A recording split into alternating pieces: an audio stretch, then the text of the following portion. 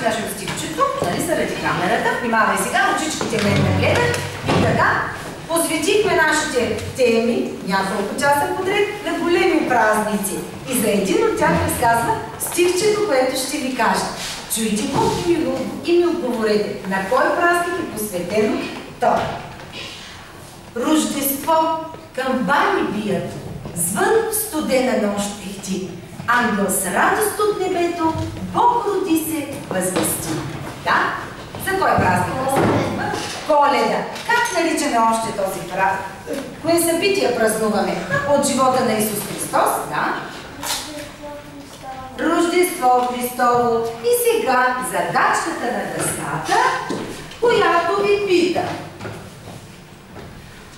Тези картинки и думички, някои от тях разказват за Рождество Христово или Коледа. Вашата задачка е да ми помогнете да оградим онези, които са посветени и са част от този празник. Да? Витлеем. Витлеем. С какво свързваме Витлеем? Витлеем, че там се е родил Исус Христос. Чудесно. Да? Овчари. Овчари. Какво знаем за тях и какво общо имат те с празника? Кой ще му помогне? Кой ще му помогне, да? Овчарите са свързани с празника, защото първо са разбрали. Новината за родения Спасител. Чудесно, Петро. Пещера. Така, какво знаеш за нея? Ами, там се е родил Исус Христос. Браво, добре. Да. Да. Мъдреци. Да. Какво знаеш за мъдреците? Че те са давали дарове на Исус. Така и са го почели като цар и Бог. Чудесно. Спасител. Спасител? Кого наричаме така? Кого наричаме така? Да? Исус Христос. Исус Христос, който се родил в същата тази свята нощ. Добре, хайде да видим. Картините също участват. Да. Ангела, защо той е част от празника? Моля. Защото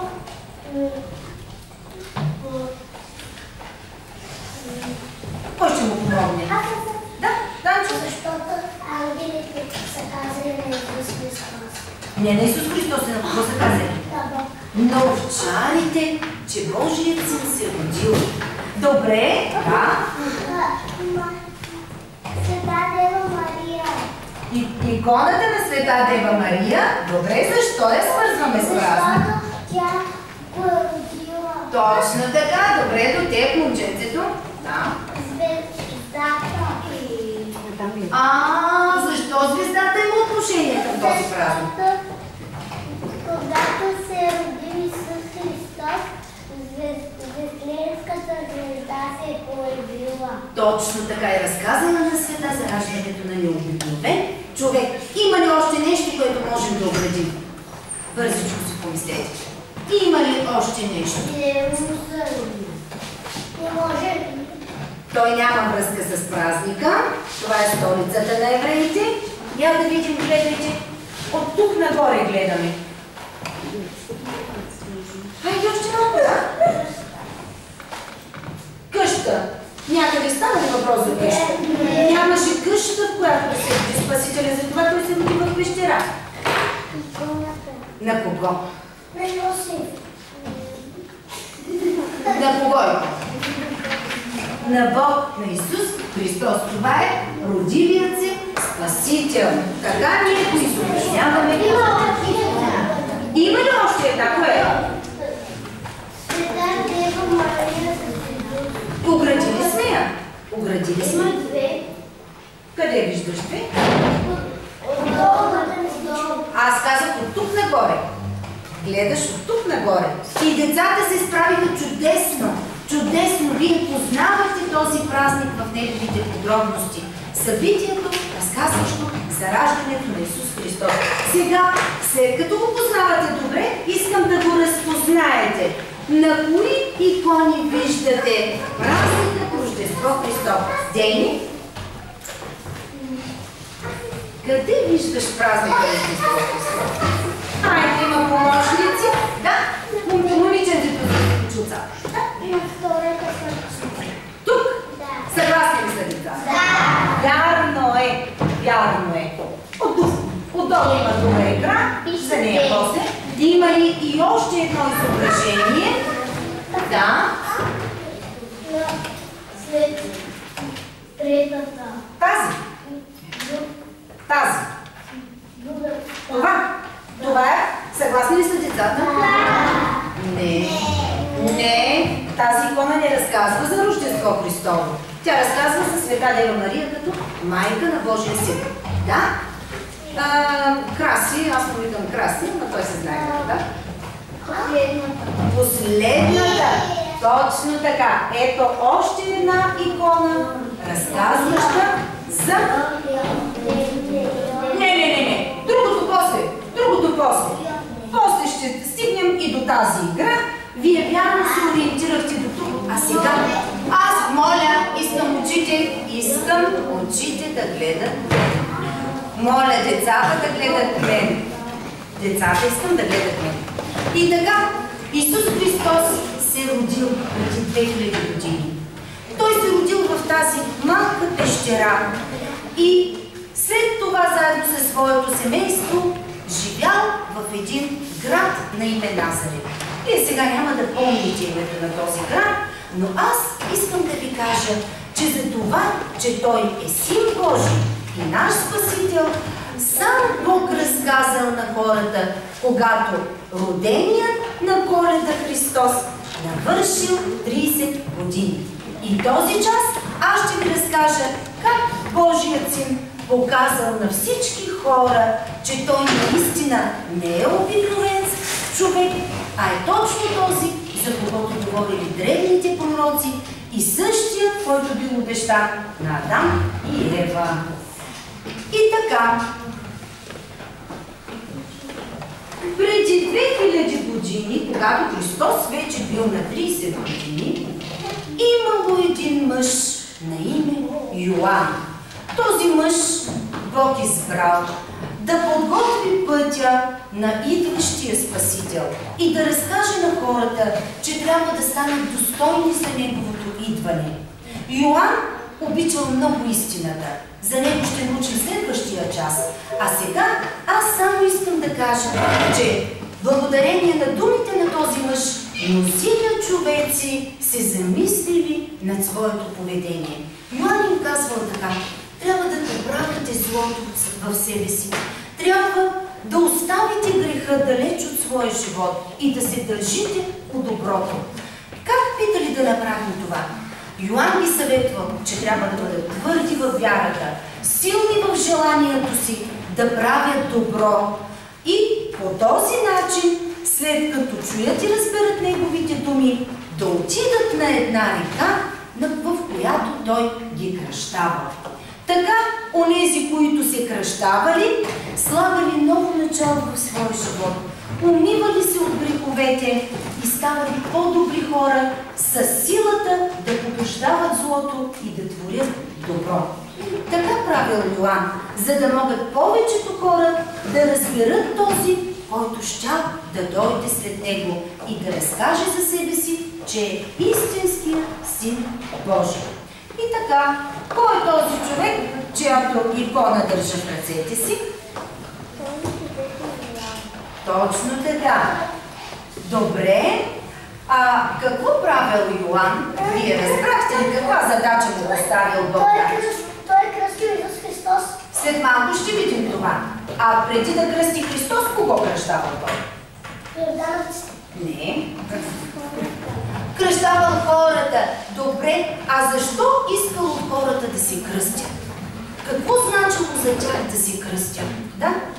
Да бъдат добри, силни във вярата и да не правят зли неща. Точно така. Да имат силата да творят добро и да се разделят с сторените грехове. Добре, а за кого Йоан подготвил хората по този начин? За кого ги подготвил така? Да. Точно така. За Исус Христос. Я да видя кой говори. Петър. Петър да пази тишина.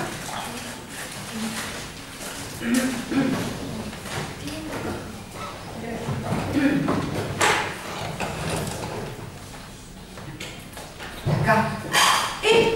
Наистина дошло време, когато Исус Христос и Той дошъл като другите хора да се кръсти. На колко години ви казах аз, че е бил Спасител? 3. На 30. Той вече не бил бебе, бил мъж, голям и много силен. И така, кой е този човек според вас? Свети Йоан. Свети Йоан. Наричаме го още кръстител, защото заради действието, което той правил тук. Ето и реката, в която аз ви казах, че той приканвал хората да се кръстят, като се потапили трикратно в водата. И тук в тази река той кръстил Исус Христос. Реката носила името Йордан, като на нашия Данчо тук. Добре, дошъл Христос на бреговете на реката. На нашата икона не е отразено колко хора има тук, но бреговете са били пълни с хора, които с интерес слушали Йоан. Мнозина от тях вече били кръстени и продължавали да слушат неговите думи, като укрепвали във вярата и чакали да видят онова, за което той казвал, че ще се случи тук на реката. Другите първа се гласяли да приемат кръщение, но бреговете били изпълнени с много хора. И измежду всички хора тук дошъл и Спасителя. Когато Йоан го видял, веднага го познал, защото сам Бог му открил, че това е Божият син. Христос влязъл като всички хора в водите на реката, за да бъде кръстен от Йоан. И когато Христос направил това, се случило чудо. Изведнъж небето се разтворило и от него се чул глас, който казвал: този, който се кръщава, е моят син. Не го слушайте. А от небето се спуснало едно бяло гълъбче, което свидетелствало, че думите, които хората чуват, са истина. Така Бог направил нещо за пръв път. Ние с вас в първите часове по религия си говорихме за това кой е Бог и какъв е Той, нали? Я да си припомним сега какво научихме за Бог от първите наши срещи. Данчо?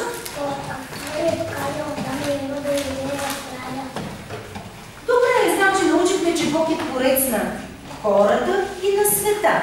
Какво научихме за Него още? Че е невидим. Че Той е невидим. Още какво? Да, още какво е Той? Да.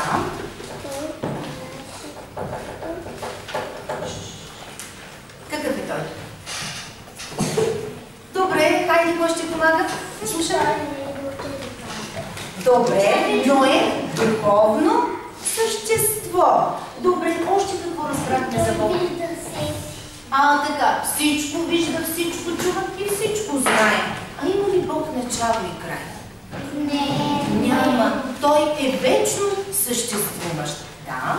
Че той е същия Адам и Ева. Да, това вече го казахме. А какво е отношението на Бог към нас, човеци? Като какъв се държи Той към нас, хората? Да. Слушам? Да. Нашо дете. Слушам? Още повече. Още повече. Данчо, като какъв? Айде до те получи. Като родител, като нас, наш баща. Точно така. Това чудо, което се случило тук по време на Христовото кръщение, показало още нещо важно на хората за Бог. То разказало нещо, което хората досега не са знаели. И им казало следното: гласът, който се чул от небето, бил на Бог Отец. Ще стоиш прав. Повече няма да ти предупреждавам. Гласът бил на Бог Отец. Този, който се кръщавал в реката, бил Божият син. А гълъбчето слязло над главата на Исус било Светия Дух. Бог Отец, Бог Син, Бог Свети Дух. Аз не бях ли ви казала, че имаме един Бог? Нали така казахме, че нашият Бог е един. И сега казвам същото. Нашият Бог е един, но Той има три лица. Бог Отец, Син и Дух Свети. Отец, Син и Дух Свети. На Христовото кръщение, Бог научил хората, че Той е един, но има три лица. Отец, Син и Дух Свети. И сега, нека да вдигнем дясната ръчичка. Всеки да помисли, коя му е дясната ръчичка. Да съберем трите пръстчета заедно. Денис, да съберем трите пръстчета заедно. Трите пръстчета на дясната ръка. Всички християни по този начин събират пръстите на своята дясна ръка. Трите пръста разказват точно това, което Бог разказал на кръщението на Христос. Че е един, както са събрани, в едно трите ни пръста. Но те са три, защото Бог има три лица. Отец, Син и Дух Свети. А двата пръста на длънта разказват, че Христос, който се кръщавал в реката, бил истински Бог и истински човек. Християните слагат първо на челото трите пръстчета, като по този начин се молят мислите им да бъдат добри, да не мислят зло, на коремчето, за да бъдат пътищата, по които ходят нашите нозе, също добри. Дясна ръка, дясно рамо. Мислете, кое ви е дясно.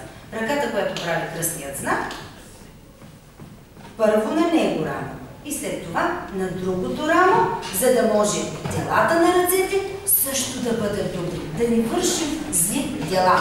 Какъв знак изобразих върху себе си по този начин? Изобразих кръст. На кого беше символ кръста? Да. Да, и на всички християни. И на всички християни. Това вече сме го говорили. Така, кои са трите лица на Бог, които видяхме по време на Христовото кръщение? Хайде да ги кажем сега заедно. Отец, Син, Дух Свети. Още веднъж. Отец, Син, Дух Свети. Какво са Отец, Син и Дух Свети? Какво са ти? Това е нашият Бог. Точно така. А как още ги нарекох аз? Какво нарекох, че са? Три лица на Бог. Ние три Бога ли имаме или един? Един Бог, но който има три лица. Кои са, Данчо, трите лица на Бог? Отец, което означава баща, Бог Син и Светия Дух. Всичките еднакво можем да назовем по този начин. Бог Отец, Бог Син, Бог Свети Дух. И така, това чудо се случило по време на Христовото кръщение, за да го видят всички стоящи по бреговете и да разберат, че Христос не е обикновен човек, а е самият Син Божий. И сам Бог слязва от небето, за да покаже на човеците, че това е истина. Сега, слушайте внимателно текста, който ще залепим в тетрадките. И докато слушате, искам да мислите как нарича църквата този ден, в който Христос се кръщава. Слушате всички учители? Да. Когато навършил 30 години, Христос трябвало да засвидетелства пред хората, че е истинският Син Божий и обещаният от Бога Спасител на света. Той бил кръстен в река Йордан от свети Йоан Кръстител. По време на кръщението Бог се разкрил. Я да чуете тишина. По време на кръщението Бог се разкрил в трите си лица. Като отец, когато се чул глас от небето, който казал, че Христос е негов син. Като син, който в момента приема светото кръщение, и като Дух Свети, който се явил като гълъб на кръщавания Исус. Църквата прославя този ден като богоявление. И така, как се нарича този ден? Заради това, че Бог разкрил трите си лица. Разбрахте ли от текста? Не. Не, ви току-що казах, ето ще прочита още веднъж. Църквата прославя този ден като богоявление. Как се нарича? Данчо, как се нарича?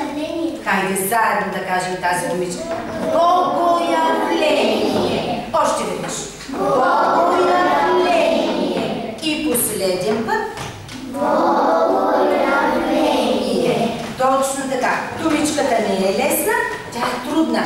Нарича се празникът Богоявление или кръщение Христово, защото на този ден Бог явил, показал, разкрил това, че има три лица, но е един Бог. И така, сега листчето ще залепите най-горе на свободната страничка, защото по листчето ще имаме друга картина. Айде, бързо лепете. Денис, ти си бързо лепете.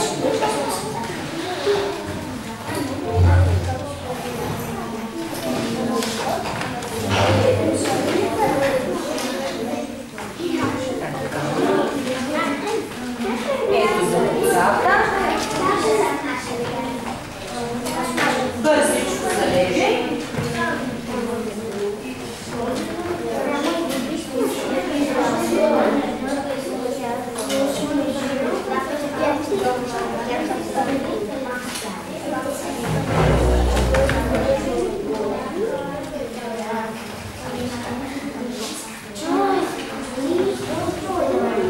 Залепят ли децата? Айде! Който няма ли било да услужи на другите? Аз услужи на руко. Добре.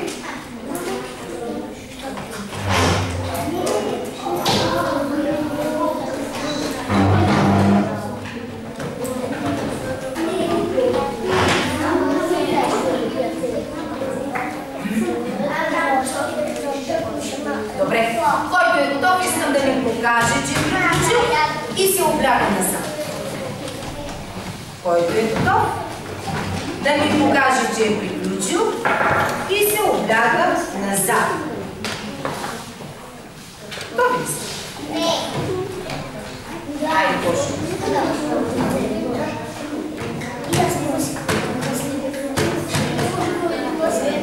Бързичко чакам дечетата да се лепят. Така. Хайде вече, без приказки. Без приказки. Данчо. Добре, моля, погледнете сега. За кое събитие разказва иконата? Петър, за кое събитие разказва иконата? За кое събитие от живота на Христос? Какво прави Христос на тази икона? Данчо, какво прави той? Така, значи иконата разказва за кръщението на Исус Христос. Какво чудо се случило по време на Христовото кръщение? Я да видим. Какво чудо се случило по време на Христовото кръщение? Ти ще ни кажеш.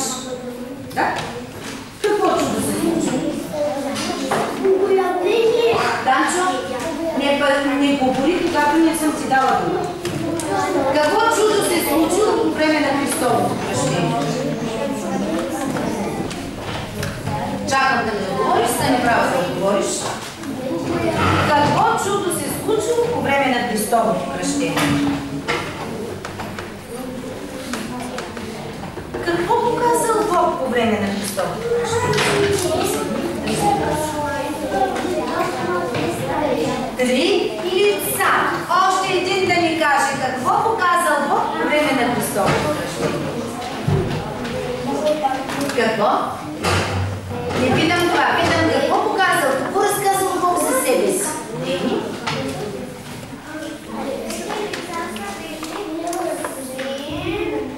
Отец и Дух Свети. Добре, Дени ми каза, че Бог разказал за себе си, че е един, но има три лица. Данчо, още веднъж да чуем, кои са трите лица на Бог?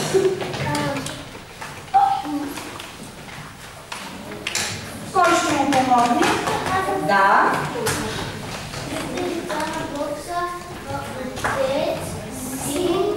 И Дух Свети. С помощта на какво ние изказваме това, че Бог е един и има три лица?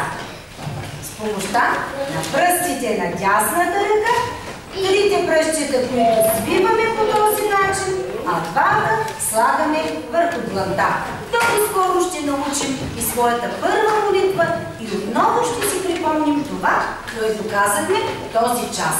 Добре, празникът носи и едно специално име, което преди мъничко открихме в текста. Данчо, как се нарича, ама не питам за това, как се нарича празникът заради това, че Бог разкрил и показал трите си лица? Слушам ли? Богоявление. Хайде още веднъж заедно да кажем. Богоявление. Тефтера искам долу да държа. Сега, гледате всички към мен на дъската. Имаме тук още една игра. Народът ни е дал друго име на този празник. То носи името, спомня на хората, името на реката, в която Йоан кръщавал хората. Разместете сричките така, че да получим името на този празник. Ще се ориентирате по главната фигура. Този, който най-малко дига шум, него ще дигна. Да, момичета. Йор е първата сричка. Добре, слагаме я. Да. Нов ден. Нов ден. Хайде да прочетем заедно. Още веднъж. Кой празник наричаме Йорданов ден? 6 януари. Той винаги е на 6 януари. Данчо, ти разбра ли сега този Йорданов ден? Кое събитие от живота на Христос празнува? Богоявление. Богоявление и кръщение Христос едновременно. Така, какво значи думичката Богоявление? Думичката Богоявление значи, че Бог показва своите лица на хората. Петри, стани право. Така, Данчо казва, че на Йорданов ден е неговият имен ден. Нашия народ има много хубава традиция за този празник. Християните на този ден отиват в църквата.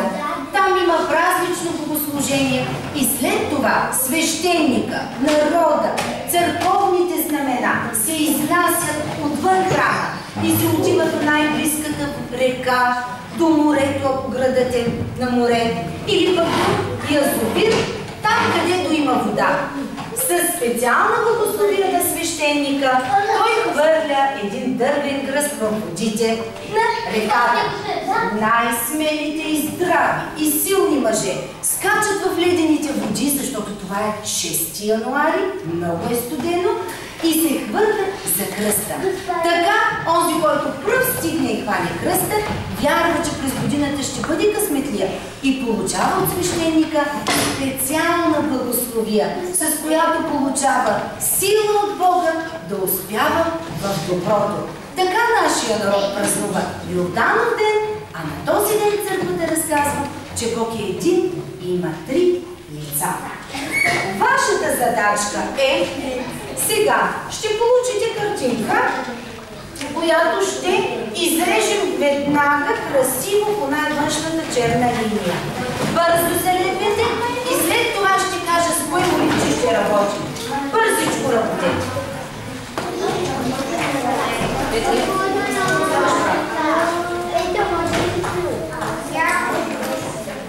Отровни